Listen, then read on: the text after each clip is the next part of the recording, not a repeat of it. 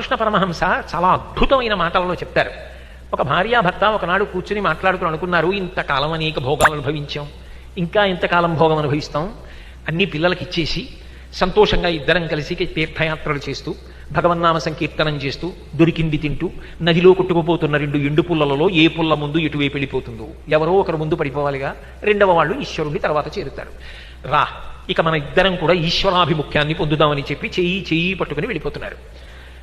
ఆవిడంది, లోకంలో ధర్మం అన్న మాట ఒకటి ఉంది కదా, భర్త గారు ముందు నడవాలి, భార్య వెనక నడవాలి, అందుకని ఒక్క 2 అడుగులు ముందు మీరు నడవండి.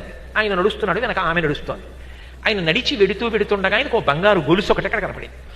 ఆయన ఏం చేశాడంటే టక్కున కాలుతో తొక్కిపట్టి, అమ్మ బాబోయ్ బంగారం గొలుసు, ఇప్పుడు ఇది మా ఆవిడ కానీ చూసిందంటే, ఏమండోయ్ బంగారం గొలుసుని చేత్తో పైకి తీస్తుంది, గొలుసు తీసిన తర్వాత మళ్ళీ బంగారం గుర్తొస్తుంది, బంగారం తర్వాత సంసారం గుర్తొస్తుంది, ఇది మళ్ళీ వెనక్కి వెళ్ళడానికి కారణం అవుతుందేమోనని కాలుతో తొక్కి నించున్నాడు. ఆవిడంది, ఆగిపోయారేం, ముందుకెళ్ళండి అది. ఆయన అన్నాడు, లేదులే వస్తున్నాను, ఒక్క అడుగు నడు అన్నాడు. ఎందుకంటే ఆవిడ ముందుకు వెళ్ళిపోతే కాలు తీసేసి వెళ్ళిపోదాం, ఇక చూడదని. ఆవిడంది, ఇంకా మీకు బంగారం గొలుసు కనపడుతోందా? కలిసి నడిచినా, ఆయన ముందు నడిచినా, ఆమె 2 అడుగులు వెనక నడిచినా ఎవరు పండుతున్నారు? ఆ పండడం చేత కానప్పుడు ఇంకా ఆవిడ మీద అనుమానం, నిజానికి పండుతున్నా